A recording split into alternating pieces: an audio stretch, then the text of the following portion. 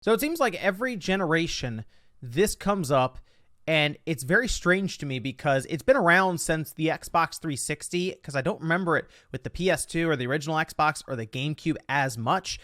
But this has to do with third-party external fans for your game console, because yes, once again, it looks like going into the PlayStation 5 generation, we will be seeing some of these pop up once again, and I figure we'll go over it here, even though I'm sure several of you already know not to buy these, but I'm going to talk to you about some of the ones that have already started popping up. Guys, if you enjoy these videos, make sure you hit the like button, helps out a ton, and if you're new here to the Spawn Wave Plus channel, make sure you hit the subscribe button down below. So, looking at external fans, I think it was really with the 360, specifically because of kind of the fear that was instilled with the red ring of death when that came up, and it was like a 50% fail rate, and everyone's systems were getting those 3 red lights, and they were sending them back. A lot of people were trying to figure out, okay, is this heat related, and can we fix it in some way? And you saw a massive wave of third-party fans, and some of them were better than others. And I say better only because some of them actually damaged and even destroyed your system. So earlier on with the 360, the way that they would get power for these fans is they would kind of sit between your power plug that you would plug into your Xbox 360, remember that big brick you would have, and then it would plug into your system. Now, because it was mostly metal, it was mostly metal on one side with the power cable, and then it was plastic, very cheap plastic, inside of these fans where it would take that power cable in.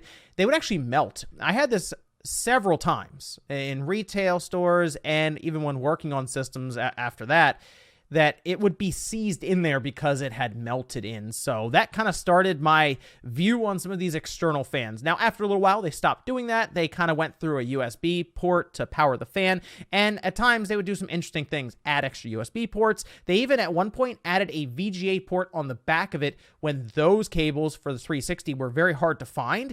You could technically get an external fan and then have VGA out. So they tried to add more functionality to it. But if we go over here and we take a look at, for example, this fan for the PlayStation 5, I have some concerns around it, and I do think people are going to be buying these, and I don't think it's a good idea for the PlayStation 5. This is a Pandaren cooling fan for the Sony PlayStation 5, USB external cooler 3 fan for the PS5 Digital Edition, Ultra HD video game consoles mini cooling system. That is quite the title to go through there.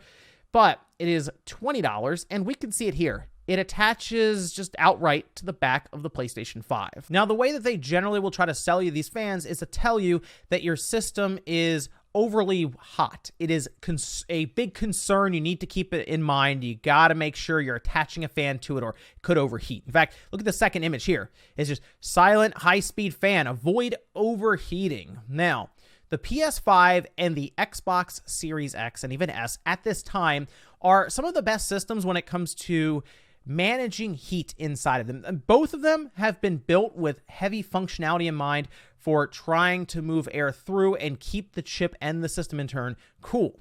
I mean, we see the massive heat sinks in both of them, the PS5 being even larger, and the large fan at the top that is even designed to try to be quieter. Adding something like a fan like this, that, I mean, a $20 fan, it's 3 of them, is probably going to make it harder for your PlayStation 5 to get air through. No, seriously, I mean, look at this fan here as an example.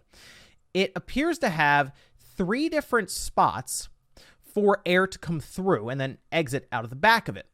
The rest appear to be just kind of sealed off with plastic. Not only that, it also looks like there is a switch, and that's something they advertise here. You can switch it on or off, maybe if you don't want the fan, because it's probably going to be a bit louder than what's inside of the PlayStation 5. They say here it runs at 4,000 RPN. Not RPM, RPN. All right.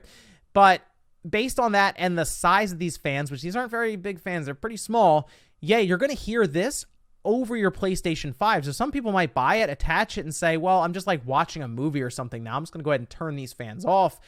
And then you'll just have basically a barrier on the outside of your PS5 covering up where the heat is supposed to be exhausting. In fact, looking at the model here, I don't see any real benefit because a lot of times they'll throw an extra USB port on there and act like a USB hub.